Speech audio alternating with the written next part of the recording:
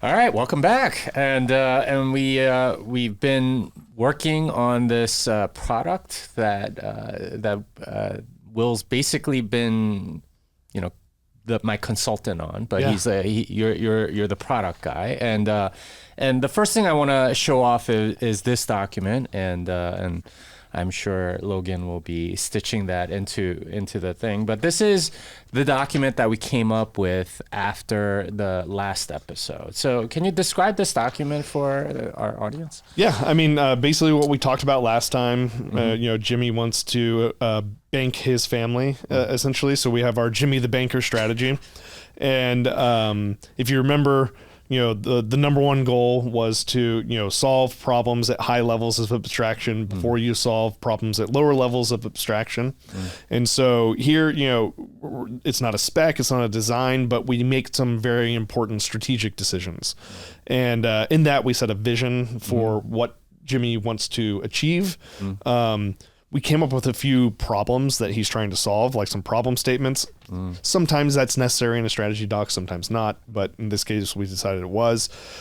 We came up with some business objectives. If you remember, we were kind of going back and forth during the episode, like, well, is this a business or is this just for your family? And we actually came up with a few things that I'm not sure we said on air, which were things like, that the end product's deployable to create more Bitcoin bankers doing the same thing for their families. So while the initial version is not meant for like a broad audience, we do want to make sure we don't like write a bunch of code that makes that impossible and we have to refactor everything later if we do want to extend it out as a product. And that it was important to Jimmy to leave room to open source this as well, which will make certain architectural decisions and stuff like that. And then we listed out our necessary product requirements, which we're going to talk a lot about today because, if we're following the invariants, which we are, last was think then do, which is the strategy part of it where we really make those high level abstraction decisions. And then now we're going to transition into the discovery phase, which the invariant is don't design without a strategy. And I can explain a little bit what that is. Yeah. Well, so before we move on from the strategy aspect, because this is an important document, at least according to the stuff that you've written. Describe why this is so necessary if you're going to achieve something. What are you trying to achieve with a document like this? Is it I think you described it last time as sort of like a North Star. What are the risks of not having something like this, and what are the benefits of having it? Yeah, I mean, having words on a page that, with me and you, it's a little bit easier. There's just two people in this organization that need to be on the same page. Most people have multiple dev teams or execs or salespeople. This sort of sets the tone for what the software development team, the product managers, designers, engineers are going to be doing. And if anyone disagrees with that, it's really important that they disagree with words on a page and not code in a code base, because it's less expensive to change these words on a page than it is to refactor code, right? And so if we get this right and everyone likes it, right, that means that the marketing team and the execs and everyone can go off on their merry way doing whatever business people do while we actually build software.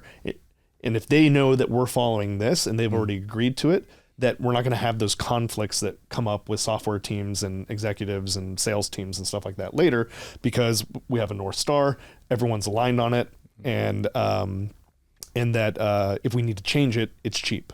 Yeah, and at least for me as a developer and in different organizations and things, having something like this is important, not just for them to be on the same page, but for me to be on the same page. Because oftentimes what I find is that I have I committed to something, but then I have this desire to go change it because but this will be so much better. And, it's usually some flight of fancy or something like that. And there's this desire to deviate. And if you don't have sort of like the good boundaries of a good strategy document, it's very easy to go off track and start wasting your time on stuff that that's going to cause more problems later. Yeah, I tend to commiserate with the developers more than I do with the execs and these types of conflicts, and take the developer side. What I've seen more often than not, there are the rogue programmers that just go out and do something. You're like, why did you do this? This had nothing to do with what we talked about. But more often what I find is that people make lazy decisions as it comes to strategy, right? A developer tries to faithfully execute that and does, and they're like, well, that's not what I wanted. Well, that's not what I wanted to happen here at all. And it's like, well, then why didn't you say otherwise? You know, like, it holds people to account that are supposed to make those, decisions at a high level. High level is a lazy way of saying it. Making decisions at a high level of abstraction, right? Which is hard to do, right? Before someone's going to be writing code, they have to sort of know where we're supposed to be going and what the strategic objectives are, who our customers are, all those types of things. Because I think that most programmers, not all programmers, but most programmers, they actually want that. They want to build software that is going to be used by people, in the real world, and that's going to make their bosses happy. Everyone wants to be happy in this. But so yeah, we have the strategy document to keep people aligned, but more than anything, it's going to allow us to get narrower and narrower, and we're going to use it as a reference point constantly, right? Because we're going to make decisions in this conversation and in future conversations when we're actually writing code, where we're going to say like, wait, is this helping us solve these problems that we said? Then why are we doing it, right? Yeah.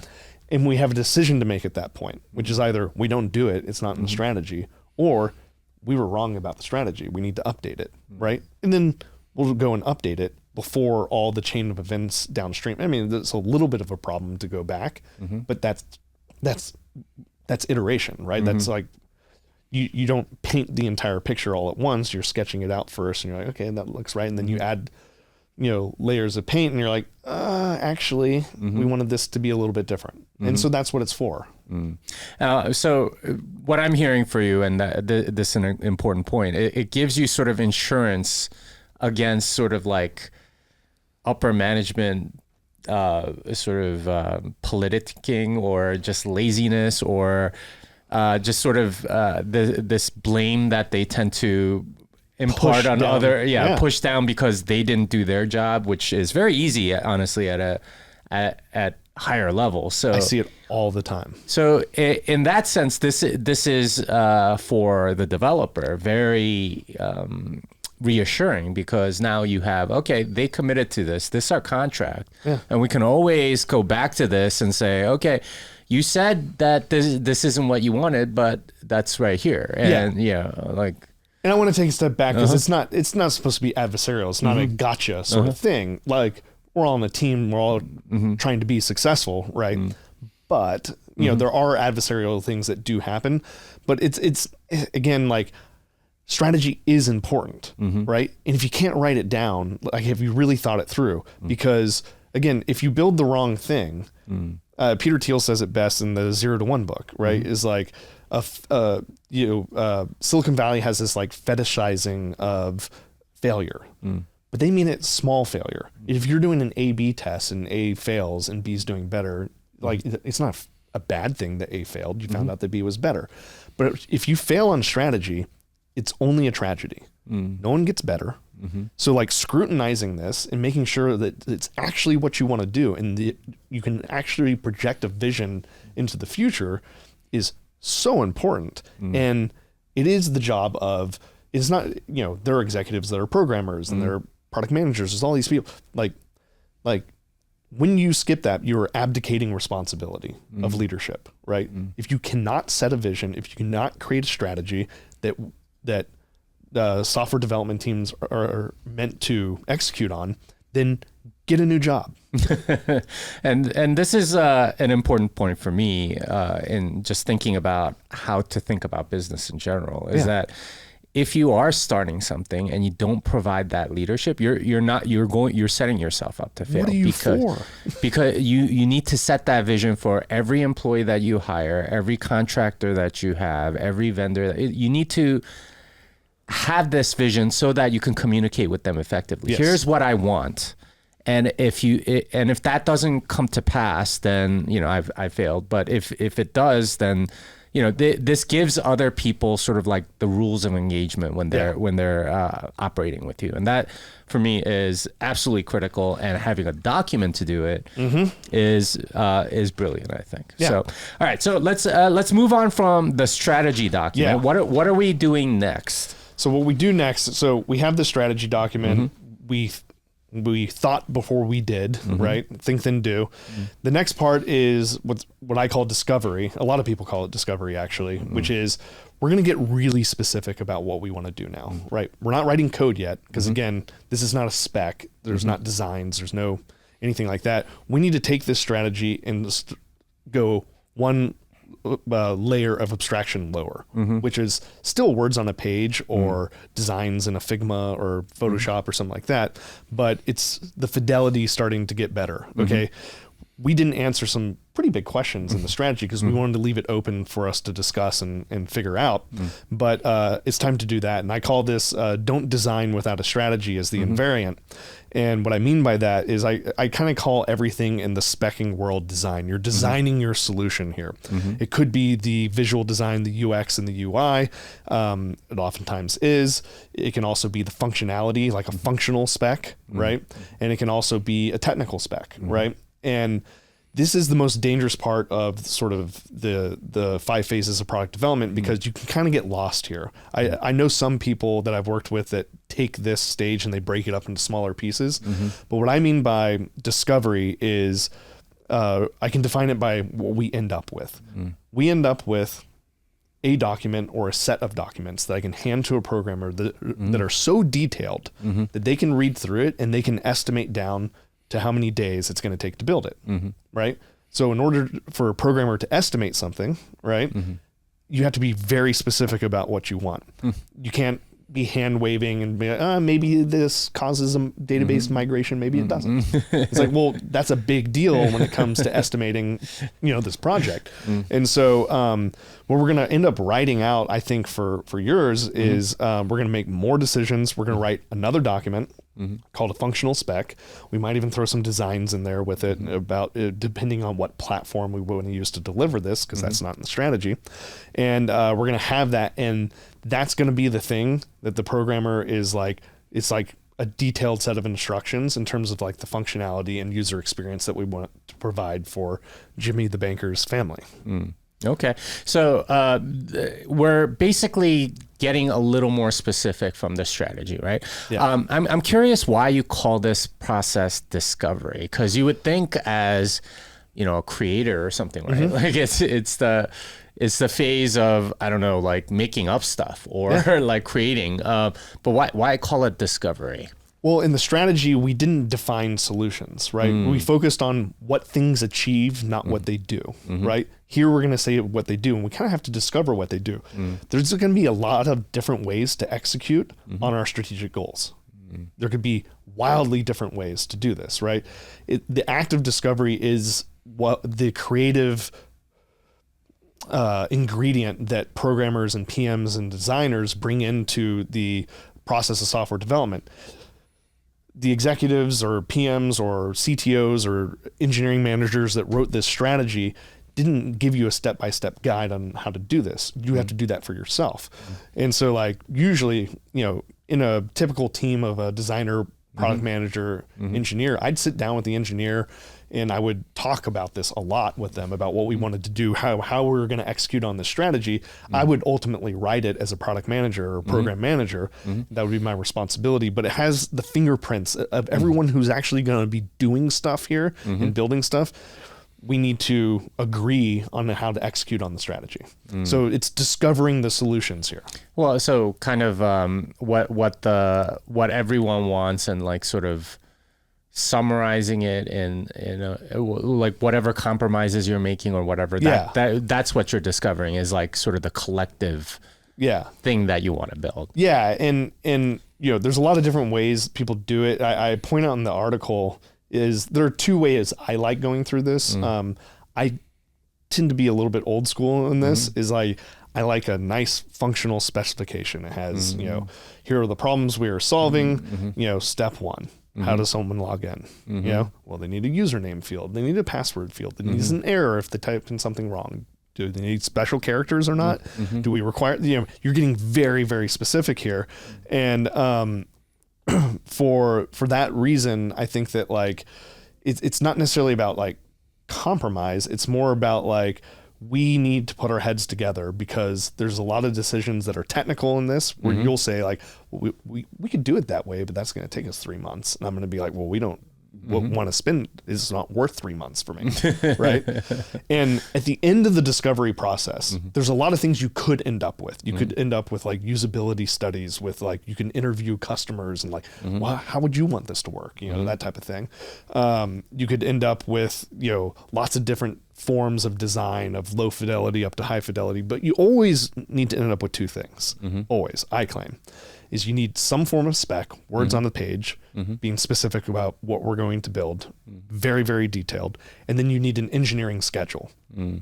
I give the example, engineering schedule, meaning like, how long is this going to take? Because schedules matter incredibly. Like engineers, I will talk shit about engineers a little bit here, which is like a lot of times, they give the old John Carmack line of like, it'll be done when it's done. Right. It's like, well, we would do things differently if we knew it was going to take 7 months versus 2 months, or 3 weeks versus 3 days. Right. And so an engineering schedule is so important because it's the treasure that you're spending, right? As an organization, like some things are worth it and some things aren't. And the only way an engineer can actually give a detailed schedule is if they know very specifically what they're going to build. If you give them that, then they're on the hook. Right. Indeed. And, to be fair to the engineers, oftentimes what you get aren't detailed specifications. Well, then you can't set a schedule. And it's like, we just want this feature. Okay. What does the feature mean? And then they have a completely different, or they think they know and they don't. And then you show it to them and they're like, that's not what I want. And in my process, I would never require an engineering schedule unless there was a detailed spec. It's an impossible thing. But, if you don't have that, you can't expect an engineer to do it, which does happen a lot. Is like, how long is this going to take? It's like, I don't know what you want me to do. Like, what do you mean? What's it? And so, but you really need those two things to be responsible in building, software, because again, like, strategically speaking, it's like, well, you have an idea of what you're willing to invest into something, right? People wise, time wise, if there's external costs to something, you have this idea of what you want to spend, right? And if the schedule comes back and it's more expensive than what you're willing to spend, you have some options. Don't do it. Make it smaller, right? Those are the type of negotiations that need to happen here before we're writing code and someone's like, hey, it's Wednesday. When are you going to be done? And you're like, I'm going to be done in December, dude. And it's like, well, we shouldn't have even started then, right? Yeah. By the way, John Carmack recanted that. I've met a lot of engineers that quote Carmack is one of the most famous programmers. He made like Doom and all these games, and he recanted his statement of it'll be done when it's done. Later, he's like, it turns out deadlines really matter. Yeah, and they do.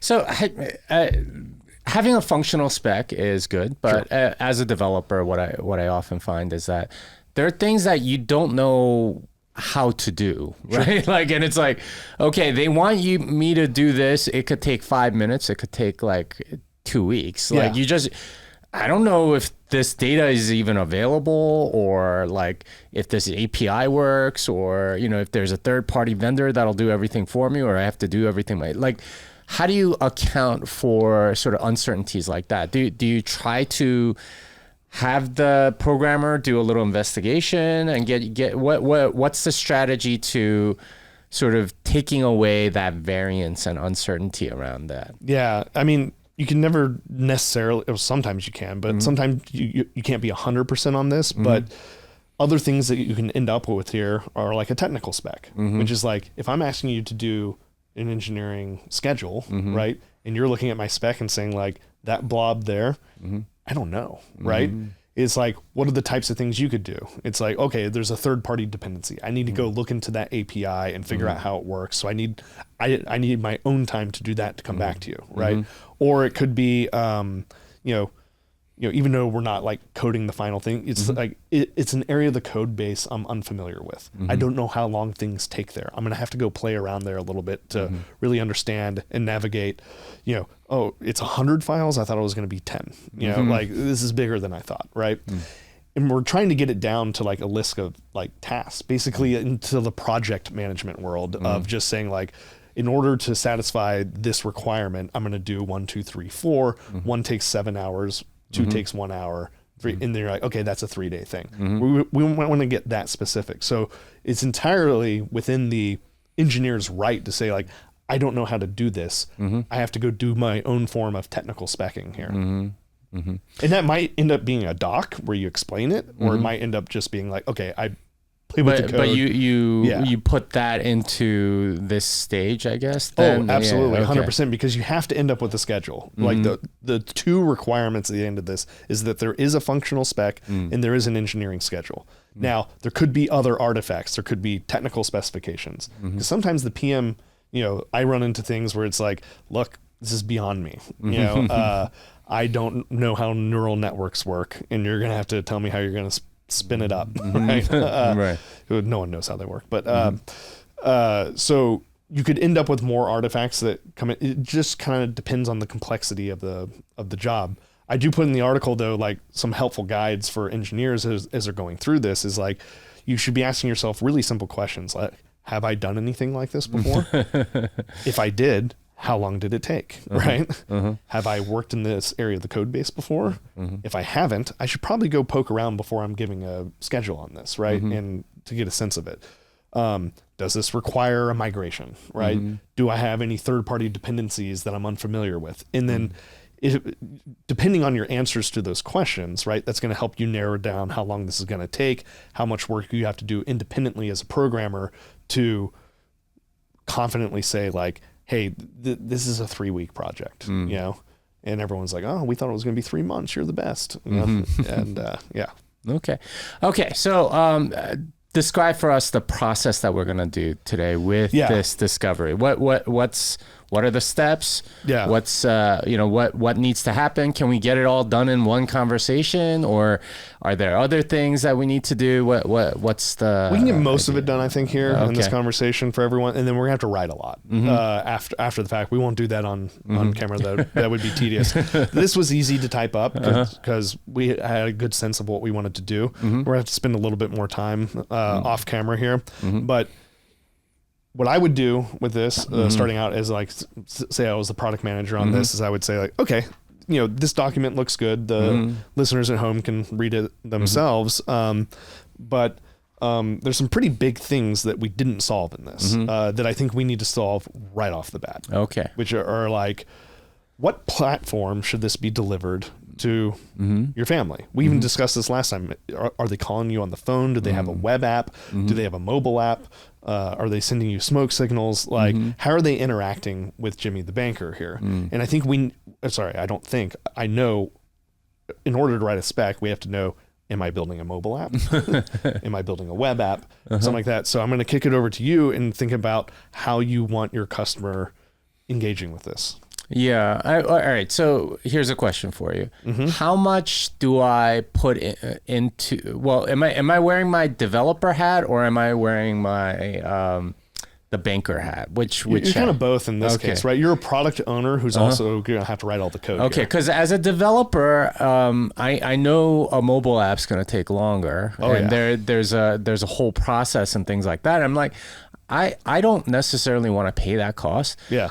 But like something like a web app is relatively easy, right? Yeah. Like, because I know some frameworks, and even if I had to learn a new one, it's probably going to be easier for me to test and create and deploy and things like that than an app on an iPhone. I agree. And so my gut feeling is it's probably a web app that's probably you can access it on a browser on your phone, maybe on a desktop, but that's my gut feeling. Yeah. that's kind of where I'm at too, right? Like if you had to go out and build a web app, we might be doing the last episode, you know, in 4 months on this thing instead of in 4 weeks. So yeah, I mean, I was hoping you were going to say that, like, that'd be a good interaction medium for your family. So we know we're building a web app. That's an important detail, right? The next thing I would say is, are there any third-party dependencies? I don't mean like programming libraries and stuff like that were, you know, that stuff is pretty self-explanatory. I mean, like, we have to define basically what the custody solution is going to be in this, whether there's something that you want to use as the custody solution, and what the interactivity is between the web app we're building and that custody solution, if any at all, or if the web app is just to alert you of when deposits are being made, withdrawals are being made, reasons for these things, stuff like that, right, with your family. And so when I think of third-party dependencies, I mean, like, you know, are you going to be using Sparrow, right? Is there something more extensible that you could, like, that has a great API that you can bring into your web app that is kind of white labeled? Like, have you thought about that at all, or do we need to find out what that is? Yeah, I think that needs some more research. Yeah, because I mean, there's plenty of things that I've been exposed to. Sure. I don't know the power of these APIs, right? So, I mean, it's entirely possible something like LDK or the Breeze development kit, or Phoenix has some cool stuff now. Yeah, the C Lightning plugin system or something like that would work. But, you know, I don't know what language they're written in. I don't know how, like, what, you know, like how you communicate with those and how hard it is to, like, install it and make it work, and how, you know, even like what open source licensing they have, and like, can I even use it if I potentially have some profit motive? You know, so those are all things that I haven't looked into. So Got it. So what we'll need to do is, we don't need to discuss it too much on air here, like, but when we come back to the next episode, that'll be figured out, because it's going to be core to our spec, as you can imagine. Is we're not going to write a new wallet on our own. I know that. Like, that would not be fun. Actually, I don't know that. You've done some wild things. I mean, I've made wallets. Yeah, it's a question of, I mean, like, I do believe I can probably, like, outsource a lot of it to, like, libsec, you know, the actual cryptography part, and then hopefully. I've done that you teach people how to do it. Yeah. Well, I like that. That's like bootstrapping it to something else. Sure. And I could probably do that, but like, so I don't know. Like, it's hard for me to tell exactly yet. I don't want to commit to a decision without knowing what the other things are. So that's a big part of the discovery process. We don't have to answer it now, but it has to be on our artifact at the end. What is the custody solution? What are we using? How does it interact with our web app? Right? Okay. Now, a lot of things we're going to discuss now could help us, you know, narrow down which of those custody solutions is going to work, because we have to figure out exactly what features you want to offer to your family. Like, exactly. Not like, well, they maybe they can deposit. It's like, can they deposit on their own without you or not? Right? It has to be like, you know, if your kids buy Bitcoin on their own, right, and then want to store it with Jimmy the banker, right, can they deposit the Bitcoin directly, or is there another avenue they have to go through? Yeah, I mean, I think version 1 of the app, that's not a primary goal, is to get them to have it so that, because I'm their banker already, right? Like, I have their Bitcoin. They're not sourcing Bitcoin from other places just yet. That's great. So for now, I think it's just sort of withdraw only. Okay. And, you know, like, I want to see my balance, and, you know, that sort of thing. Okay, so this is really important in the spec as well. There's going to be a lot of things that don't end up being goals for sort of the MVP of this project. However, we want to make sure we can do in the future, which is going to restrain you as the programmer on architecture decisions, right? Because what we don't want is to say, like, okay, version 1 of this is withdrawal only, right? But in the future, I'd like, you know, my kids are going to go to college, and they're going to get jobs, and they're going to do this, and they still want to interact with me, but maybe they need to deposit. It's like, okay, let's not screw this up and have to do a giant refactor in the future because our app has no concept of the idea of depositing Bitcoin, and all of a sudden, like, everything's messed up about our app and we have to rewrite it because my kid went to college and wants to deposit Bitcoin. So it's like that we can put this into like phases and say like, not a goal for MVP, but in future phases, we're going to want to deposit, right?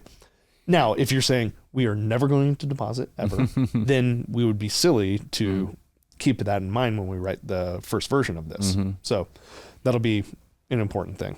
Yeah. At least for now, the problem that I want to solve is they're all kind of dependent on me, but they have very little transparency into the Bitcoin that they have. So I want to provide that and some, facilities to withdraw basically to their own wallet or to their exchange or something like that. Yeah. Got it. Okay. So we have a web app. You're custoding the Bitcoin on some wallet. It's not important that they deposit, at least not for now, but they need to be able to withdraw. So let's talk about that process. Now, we haven't figured out what wallet they're using yet, but we have a web app, and what we do know is that they need to authenticate themselves, and they have to be able to send you a message that says, I want to withdraw. Now, I guess, even though we haven't settled on the custody solution, I'm going to make some guesses here, right? Is that their request to withdraw is not just an automatic function that just like happens, right? You're going to have to probably do something in order to get the Bitcoin. Well, it depends on the amount, right? Maybe for like, that's a big feature. Yeah. Maybe under $100, I don't really care, but anything beyond that at that point, maybe they need to do something, right? To authenticate, make sure that they're not hacked, because these are not tech savvy users necessarily. Yeah. So, okay, that's really great. That's a feature in and of itself. We have the idea that they can make a unilateral decision under a certain amount. We're going to call it $100 for now. We're going to put that into the spec. That can change, but like, that's an important thing.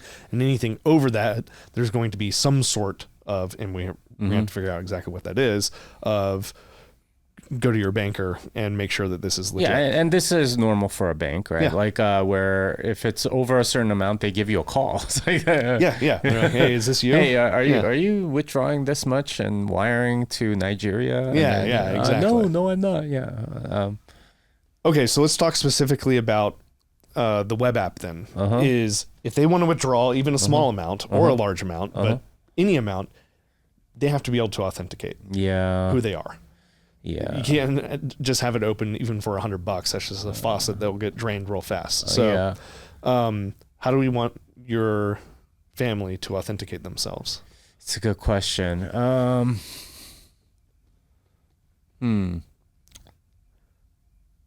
throw some ideas at you. Okay. Do we want biometrics involved? Or it's a web app, so I guess we don't want anything like that. Do we think typical username password kind of fits?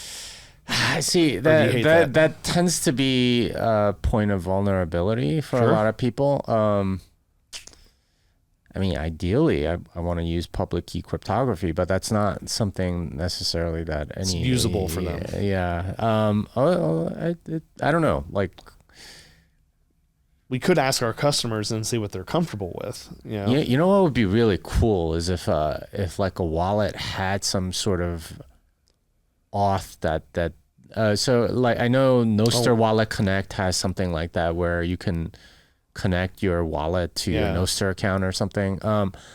So I mean, I don't know, maybe there's something there where you, instead of username and password, which I think is horribly insecure, you can use some form of public key cryptography. They have to have a public key. You could set that up with them in person and feel pretty comfortable with. And there's also, what are those little devices called? A lot of YubiKeys or something. Yeah. You could be YubiKey based. I don't know if they're available on phone or how you use it with the phone. I think there's a little adapter that you can plug in. Okay. Yeah, that's entirely possible. That I think would feel much more secure for them, just like tactile. But then they have to keep track of it and stuff like that, which makes it more annoying.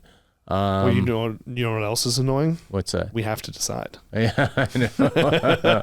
No, I mean, for real. I mean, this is the whole point. And it's like, and again, we don't have to do it on camera, but it's like, that's a good example. Is like, we need to know very specifically, like down to, the actual device that we're going to be deploying to them, if it's a YubiKey or if there's a Bitcoin wallet. I think Ledger actually does something similar to YubiKey now. That they're one of the devices that did a secure public key login, like maybe just for 2FA. I don't know. So okay, we can shelve it. Well, let me think about it. So the nice thing about public key cryptography is that it's you don't have to send passwords back and forth, and there's no like, unless you lose your private key, it's pretty straightforward. But then, like, the whole point of me custodying is so that they don't have to have private keys. So if I give them another private key, then that doesn't make sense. So can I throw something wild at you? What's that? Do your kids use Google or Facebook? Yeah, they have Google. All right. You can log in with Google, something Google like Auth. that. Yeah.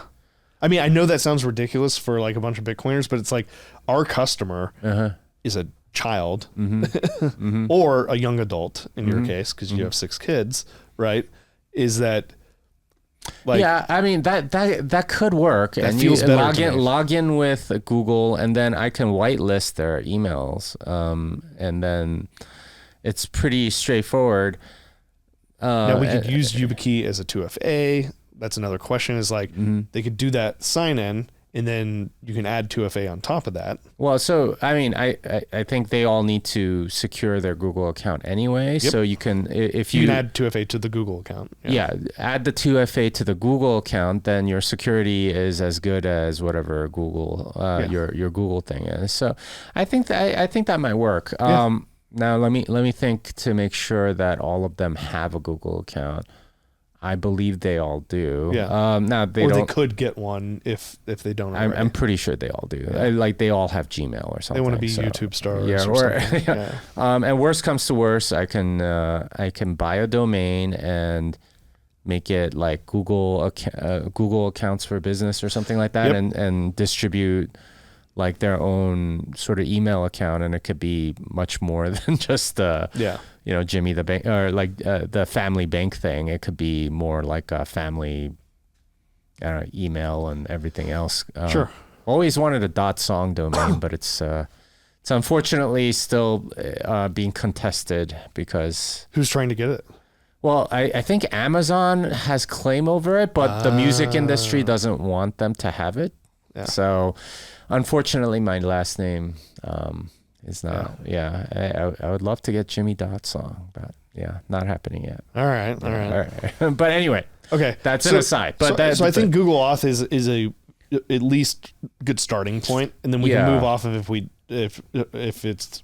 And it's not that hard to code either, right? No. Like you just use their API. I'm pretty sure ChatGPT can probably code it on its own. So there you go. Yeah. So we're using Google Auth. Okay. So I'm going to think of this through kind of like user stories, like in a way that's a good way to write a spec. Sometimes it's just like, okay, be the user I have to log. So I go to a domain, it's jimmythebanker.com, whatever it ends up being, right? And I have to authenticate first because I'm presumably withdrawing money every time I go there, except that one of our necessary requirements in the strategy is that they have to be able to see their balance as well. Now, my first question is like, can they see each other's balances or just their own? Just their own. Okay. So the web app needs an account system. It's not like you're just logging in and everything's free game. It's like, you're in your own little siloed world of your account. Okay.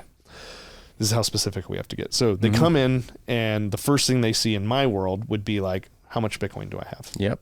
Right. Yeah. Just like on Coinbase or Kraken or Swan or any of these guys. Okay. Yeah. So that's really important because that's going to cause a requirement to our custody solution, which is that it needs to be able to talk to our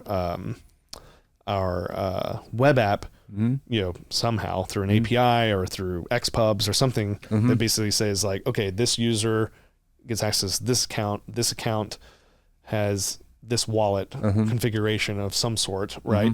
And I can display the set of addresses that hold the balance, right? Probably an exchange rate of some kind into USD. Yeah, that I'm guessing I'll use some API somewhere and just grab the just so they price. know. Yeah.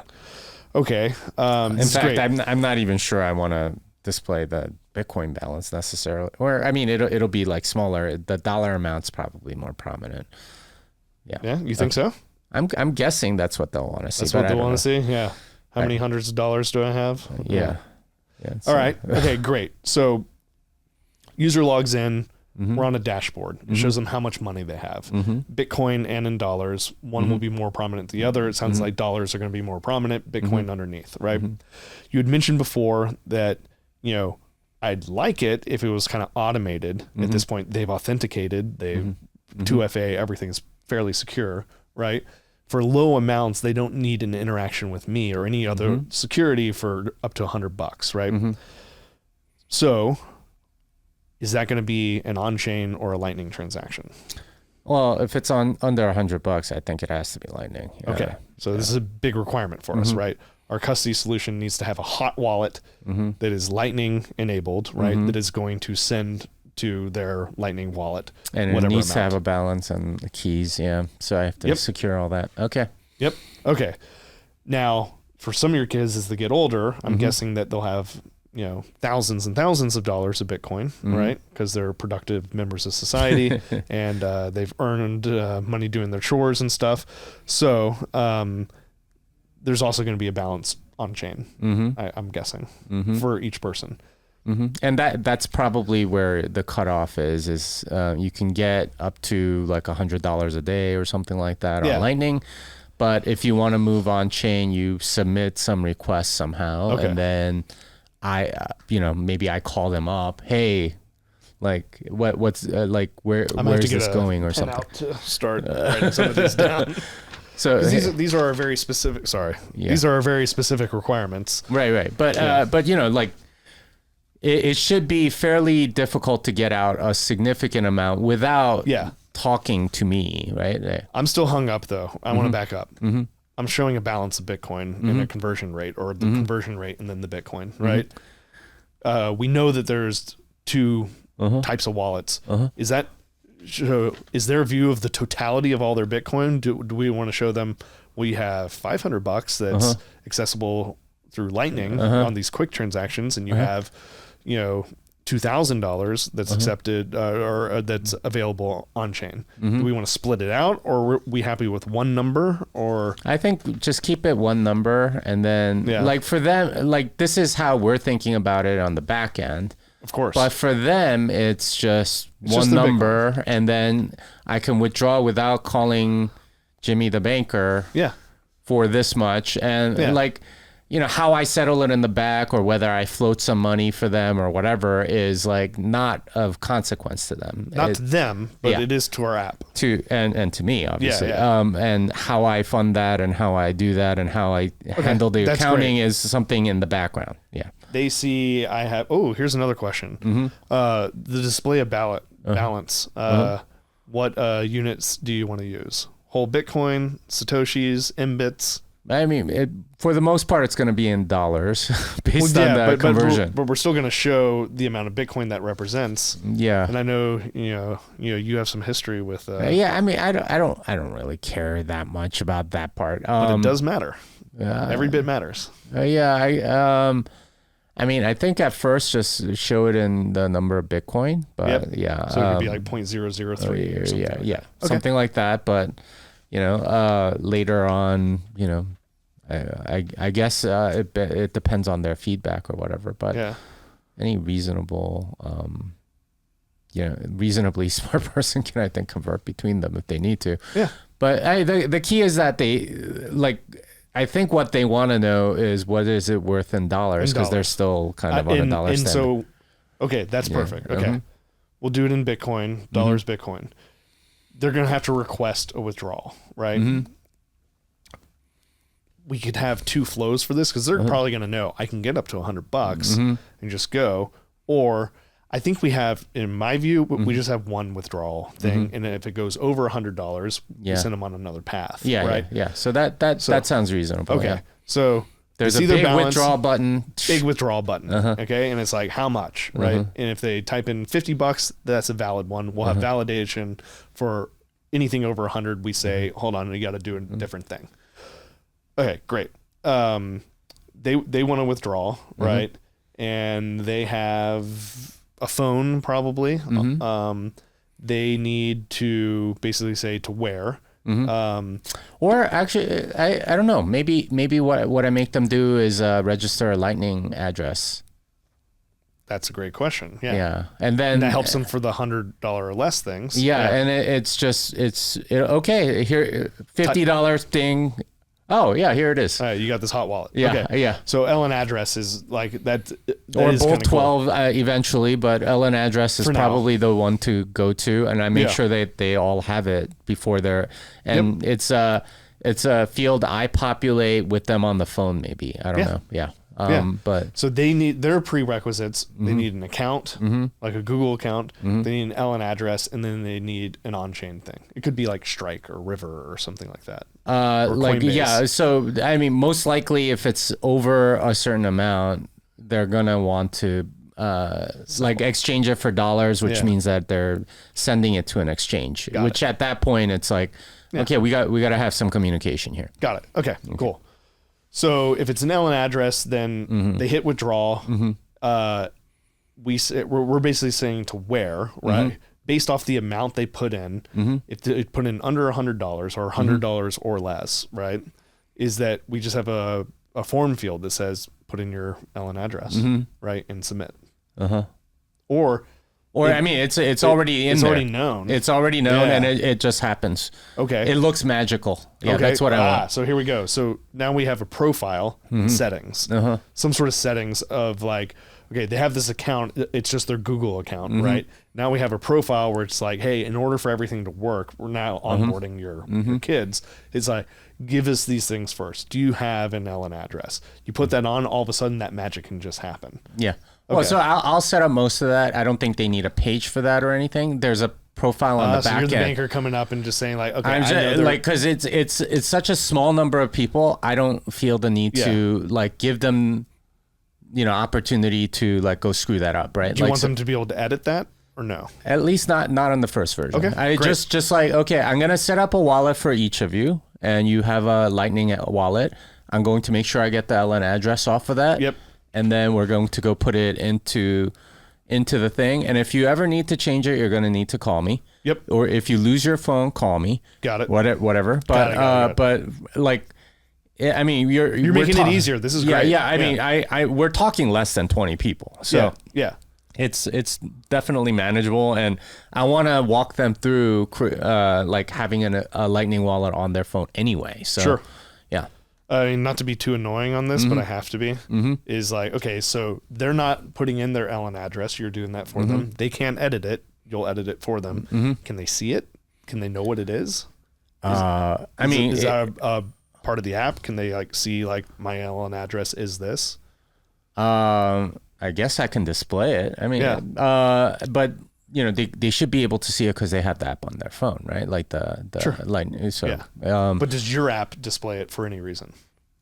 I guess I could, I mean, you want some sort of like message after you click withdraw, sent to, like blah, sent blah. To, okay. So that's a good success, but they don't need a profile with settings where they see like, oh, my name is this, and this is my LN address. I would like to keep it simpler. I mean, at some point that probably is a necessity, especially as you add, but that's great. Like first version, just, see the balance, ability to withdraw somewhat automatically, but like everything else, like send me a message and it sends me an email or something, right? Okay. Like that's it. Okay, that's interesting. So they can send you a message. Yeah, like I want to withdraw more, or if it's more than whatever, then it just sends me an email. Right? I'll get there in a second. Yeah, because we do need to figure out that workflow of it's over $100. How about? Okay, in the easy $100 or less, we just decided like it's going to go to an LN address where I have all that set up. It's going to have a success message that says it went there. Does the app have any idea of like a transaction history or reporting for the end customer. Like, should they know, like when they come in there and they do that, that's a good is question. there a section that says like, here's all the transactions you've done before? Yeah, I think you need that. I think so too. Especially if you're going to do something with taxes or anything like that. You kind of, or if you're just trying to teach your kids good financial responsibility, they should see like, oh man, I've done this 3 days in a row. That's $300. That's a lot of money. Yeah. Yeah. But yeah, definitely some sort of transaction log. So that's probably a different, and that's a good thing to have anyway. So I would think this is kind of like two different tabs. You have your home page, which shows your balance, the ability to withdraw, and then maybe there's another tab that says, or another navigation item that says like, view my transaction or transaction history, where you can just see the transaction history, which I'm assuming the way I would spec it would be like date, amount in dollars, conversion rate to Bitcoin, where it went. Yeah, sure. Okay. Yeah. And, later when we get into on-chain, maybe a transaction ID if it was on-chain, use mempool or something like that. Yeah. Which, that would work. Yeah. And then we'll just probably paginate it, after 20 transactions, just be able to go through. Yeah, I mean, there's so many libraries for that sort of thing where you can have like infinite scroll on your. You can have infinite scroll as well. Whatever. We probably want to order them most recent down. Yeah. Okay. I'm going to stop being so annoying on this, but this is like, we're going to have to write all this down. Yeah. No, that makes sense. Date, amount, where it went, and like transaction ID if applicable.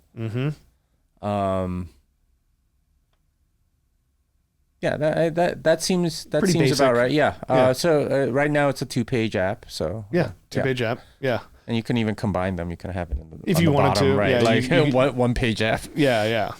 Okay. So let's get to what you were talking about. The $100 or $101 plus, right? So we're basically saying like, you can't just automatically do this, right? It's almost certainly going to be coming out of like on-chain address, right? And our custody solution is going to, we don't know what that is yet, so we can't do everything. But like, what do you want your role to be when they say $1,000?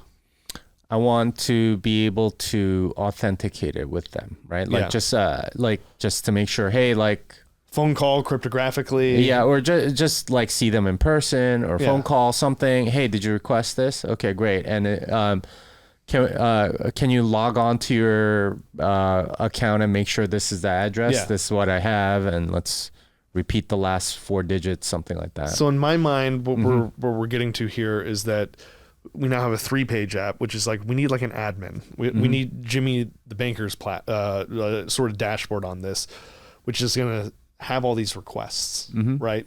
And that there's probably an alerting system as well set up here when it happens. Like they go to take out $1,000, the dashboard gets populated. There's a request. There's an action item for Jimmy the banker, but you're probably being alerted by phone, email. What's the best way to get a hold of you? Probably email. And like if it's really urgent, they can call me, right? Like they could call you and you could see it on the dashboard. Yeah. But the app's responsibility is to send you an email. Yeah.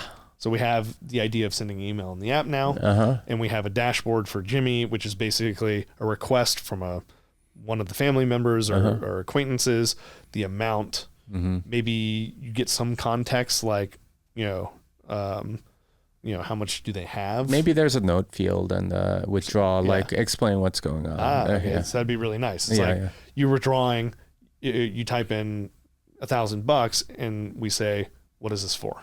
Or where is this going? Where's this going? Just tell your banker what's going on. Yeah, I'm buying drugs on Silk Road, right? It's like, nope, not happening. Sorry. Rejected. Yeah. Okay, cool. So we have a note field, and then your dashboard is going to show date, who requested it, how much is available, maybe is good context for you, and the reason for the transaction, and then presumably you're going to go do a thing at that point, we don't know what our custody solution is yet. Maybe you're getting out keys and you have multi-sig set up. Maybe it's something simpler. Maybe it's sitting on Coinbase for all we know. But you're going to do a thing, and then you're either going to fulfill the request or you're going to not. But you're going to need some way to either approve or reject. So it's basically a work list, and I have to resolve them, and then once they're resolved, they don't show up on my dashboard. And then you probably want some form of transaction history that has, status. Once you've accepted it or rejected it, that says if it was accepted or rejected, and again, like your transfer, the transaction ID or something like that. Okay, so we can build a nice thing there. All right. What else do we need to do? I think that's about it. And like we have to figure out the back end and like what the actual, but like as far as the web app goes, this is a pretty small spec, right? Yeah, I really don't want it to be very complicated, and really all I want them to do is have some access to their coin and have it's more like a supplement to the relationship I already have with all of them, because it's an existing relationship. Most of it is kind of trust based, and really I like we're interacting probably like on a regular basis. Yeah, so it's just like you would with the banker. You call them on the phone. So you have a little more intimate than that. No, but more than that. Okay. Yeah, but the idea is that it's a supplement, and it helps them like sort of see things without necessarily doing a lot of back and forth and things like that. So I want to do a quick gut check since we feel like we're done here. We put down some necessary requirements in the strategy, right? And I just want to go through them. We said the customer can see their Bitcoin balance. We're covering that, right? Customers can withdraw Bitcoin from their balance. We're covering that.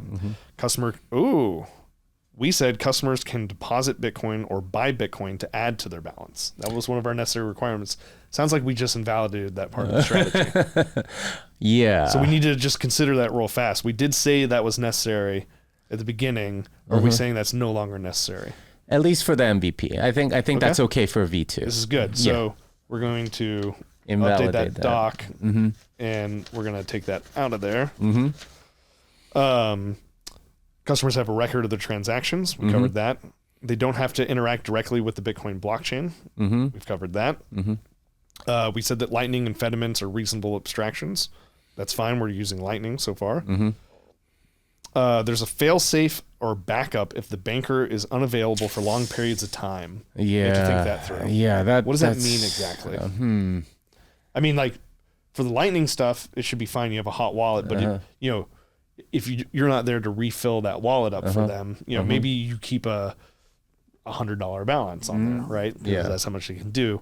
Presumably, you're refilling that up once it's So what's our backup? Is there one really?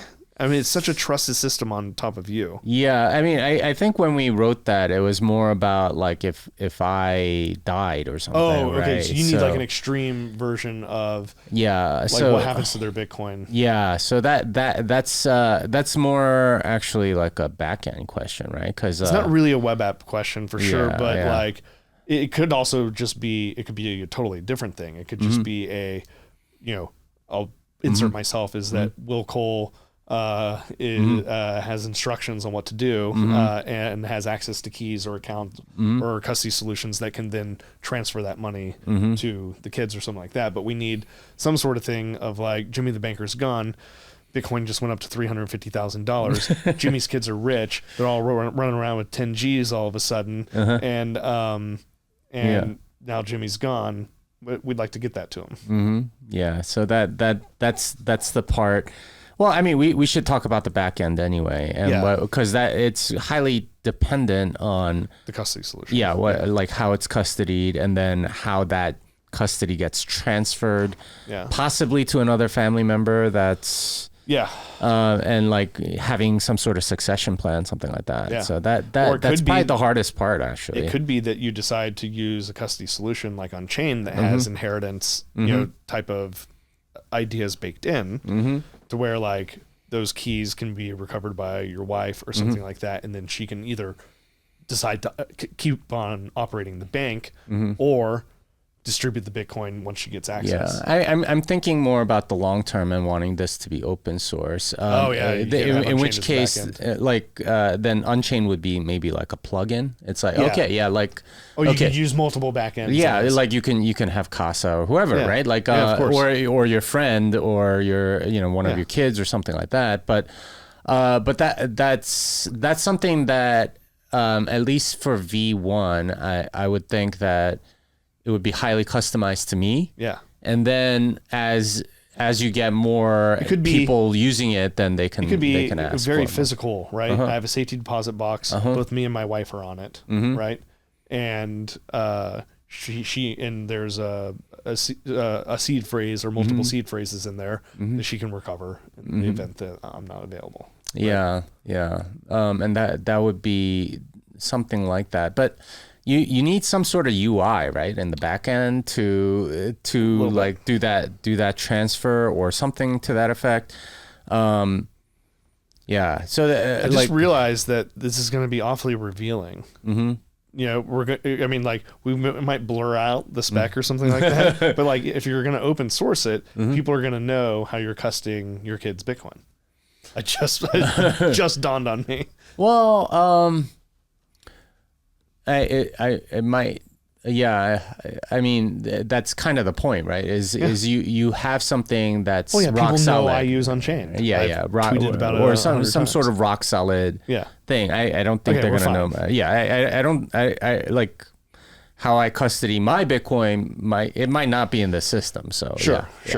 So that's a little different. So we're gonna have to write that into the spec, the fail safe. But again, this is why we have the strategy doc. So shouldn't we talk about the fail safe, because I feel like that's gonna be harder than pretty big. Yeah, the actual web app is pretty simple. Yeah, I feel like I can go code it in a couple days at the most, right? Like, but the rest of it is like. Well, see, you're gonna have to do an engineering schedule, so I'm gonna hold you to it. Yeah, it doesn't feel like it's that hard to. Like, I mean, it's a CRUD app with a transaction log and with one external dependency on the auth, and second another on the custody.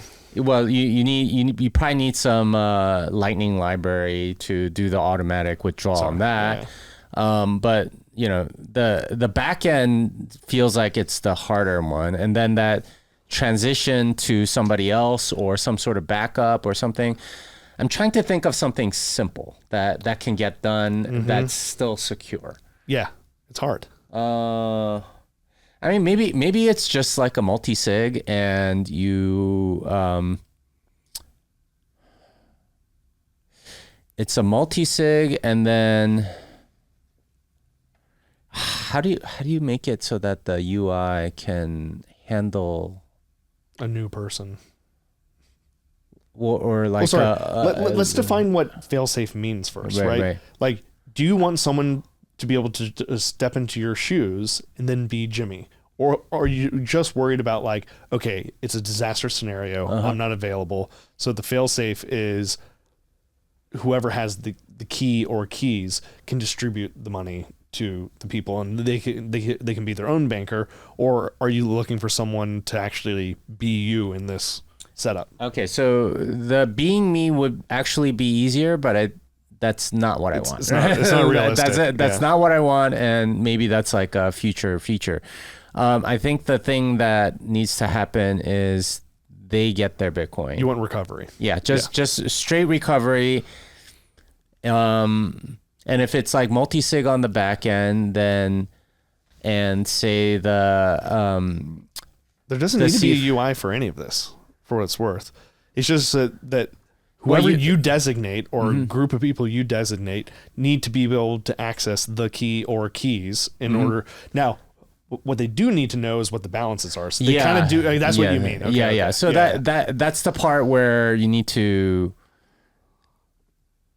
Man, because then like the web app needs to either account for that or have some way of. Or the kids could just log into their accounts and show them what it is. This is disaster after all, right? How much do I owe? So I have the keys now. How much do I owe you? And they can show their balances. Yeah, but then you're assuming that the service keeps running without me there, right? My server crashed. Now they don't like, yeah, right. Like, so, this is a little tricky.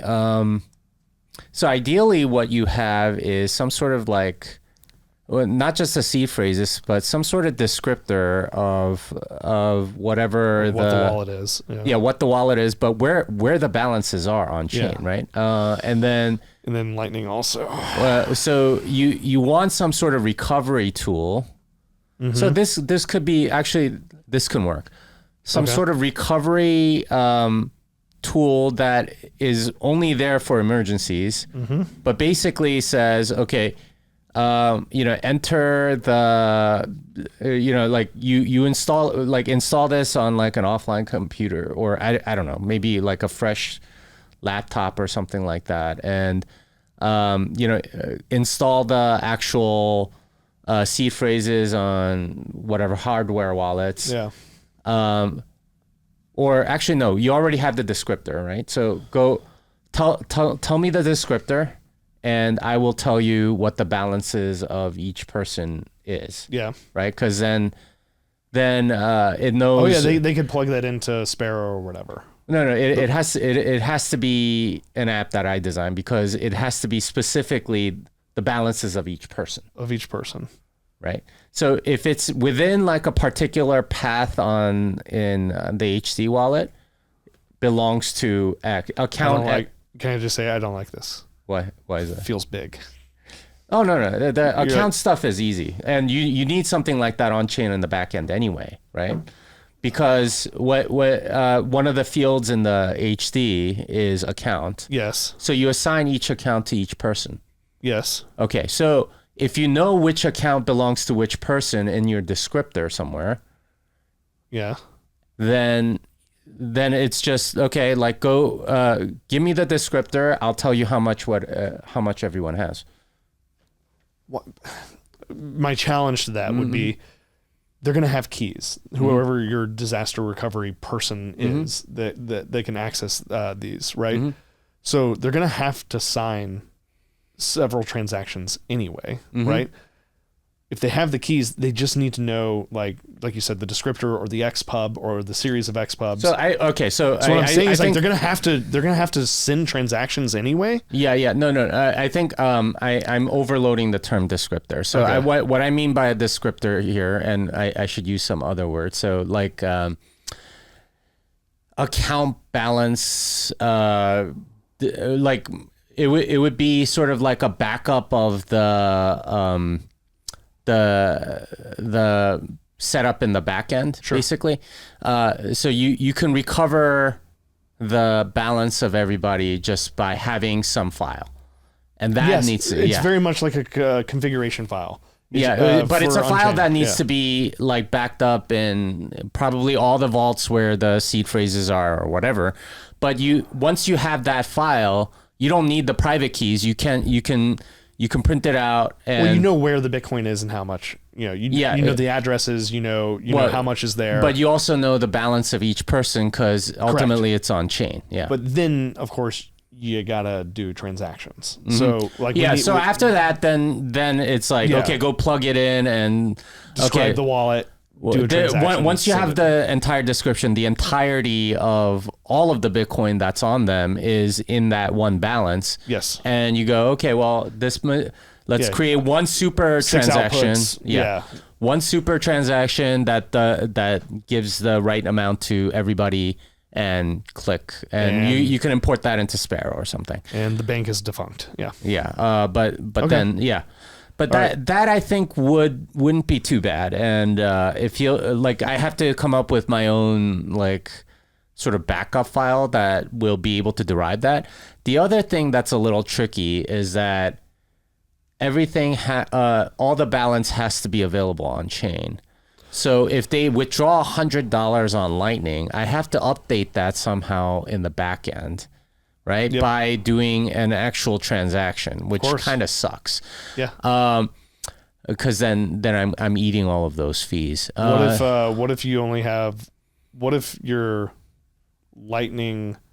What if they're commingling funds on Lightning? What if you're just keeping $500 or $1,000 in Lightning, servicing these. It's like a single hot Lightning wallet, right? Yeah. I mean, that's how it would work on the front end. But on the back end, for the recovery purposes, the balances have to all be correct, right? Correct. So it has to account for their portion of the Lightning balance. Which has to happen on chain or something. So, I mean, this is where something like Arc would be really useful, because then you don't need to do all that, and it's like updated once or something like that every time. What if? Okay, this actually is interesting. So, say you have 6 customers, right, in this, right? And so at any given time, you want to have the Lightning wallet in over a 24-hour period with $600 in it, just to account for they're all entitled to take out $100 at a time. In a disaster recovery scenario, could we just say, like, that's gone? because it's relatively small compared to the rest of the amount? I mean, that would kind of be jerkish, but I guess it's disaster recovery. Maybe that's good enough. I just don't want the bad incentive to be there, but maybe for a small app, it's fine. And maybe the resolving of that can wait for another version. So that might work. I kind of like that. Okay. Keep it smaller. Keep it simpler. Yeah. Okay. And you might be out $600, but you'll be out a lot more than that in a disaster. Yeah. Okay. So we have that. That's the fail-safe backup in our strategy. We want to avoid having customers have to engage in overly technical solutions that require things like operating a hardware wallet, knowing what an XPub is, needing to understand the minutia of on-chain versus Lightning. We've abstracted that from them. I feel like that. Yeah. That's good. Last one was, if the banker acts incompetently, the system should be resilient. There are backups to whatever the banker is doing to store the transaction. Yeah, so it's putting seed phrases in vaults and stuff. Yeah. Okay. I feel like we're there, although it's good that we went back to our strategy, you already see, because we hadn't really thought through the backup strategy. Yeah, the backup strategy is a little tricky, and it's it's a little unfortunate. Although, I mean, there might be some technical way to do it that works as well. Yeah. I mean, if you had something like Arc, then yeah, you can just like update it not too often, and it would still kind of work. Sure. I mean, maybe it's updated every month or so, as long as there's nothing on chain. Yeah. Like the balance in the backup is only updated once a month, something like that. So that could work as well. Maybe. Yeah. And the one thing that's a little annoying from an open source perspective is that the banker has to float some money for the Lightning, right? Like, not necessarily. You could just you could literally pull from their cold storage. You know. Yeah. Yeah. You could pull it into your Lightning node and then just say, okay, and then that's gone. Refill it every once in a while. Yeah. Yeah. And if it's still online, just withdraw as much as you can. And do you want alert? I mean, you're getting alerts when people transact. That's probably sufficient for you. You probably don't need extra alerts for saying like the Lightning balance is low. You need to reload it. It's like, I'm guessing that it only gets low when people are transacting. You'll be alerted to the transactions. You'll have enough incentive or understanding to know when you want to refill it up. Yeah. But we don't want to like require anything there. It's not like it has to be $600 or it has to be $800 or anything like that. It's just sort of your discretion. Yeah, I think that's good enough. Yeah. Okay. So basically, we have a 2-page app of being able you authenticate. 3-page for the admin. For the admin. Yeah. For the admin side. We'll build in some validation into the specs about, if you do something silly or if you're trying to withdraw more money than you have or, things like that. So we'll include that in the spec. I do think that like this, like the way, if we're going to write this spec together, like there's a technical aspect of this, especially the custody that we've been hand waving here that we're going to have to get pretty specific on because there's 2 documents that we're going to have to show up with next time, which is a functional spec of some kind and an engineering estimate, right? And in order to get that engineering estimate, it sounds like we're going to have to do some technical specifications and toying in order to really understand that, because, you know, the next time we see them, we're going to say like, okay, we know exactly what we're going to build down to the pixel, right? It's designed, it's, you know, all these decisions that we've almost made here, we've made completely. And then you're going to say, it's going to take me 4 weeks to do this, or it's going to take me 6 weeks to do this. It's going to be a while to see you. Or, you know, it's been a while since I built the web app, to be honest. But yeah. Or if you get cocky and you're like, I got ChatGPT and I'm using Cursor, AI is going to be my slave here. It's going to take me 6 days, guys. Yeah. I don't know. We'll see. I mean, I used to build web apps for fun in like a few hours. So we'll see. But this one needs to be secure. Yeah. HTTPS. Yeah. Yeah. Now, I'm wondering, based on the discussion, if I wrote all this out, right, like functionally, so, right, I don't necessarily have the ability to describe exactly what you want to do in the disaster recovery with the descriptors.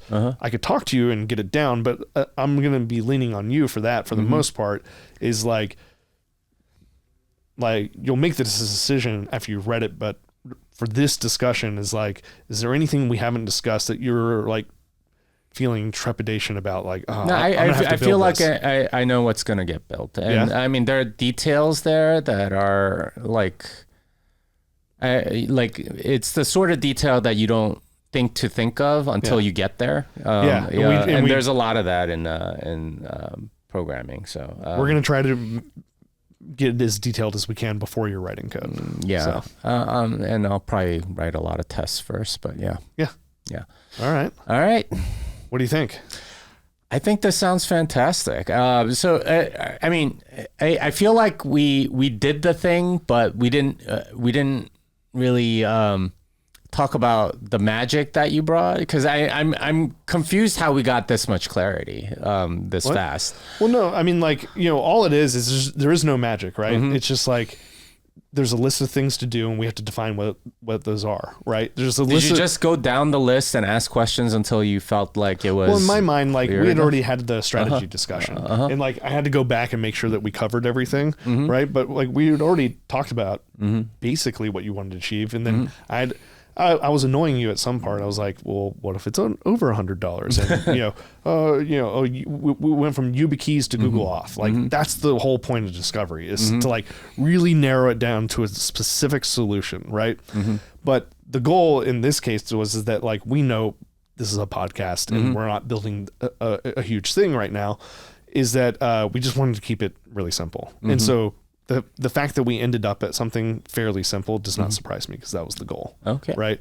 But the magic actually happens here. We're going to write this down. We're having a new artifact for the listeners next week or whenever we do this. And it's going to be passed to you, and it's going to be like, all right, go write some code, man. Yeah. We'll see how fast I could write it. Yeah. Yeah. Okay. All right. Sounds good. All right.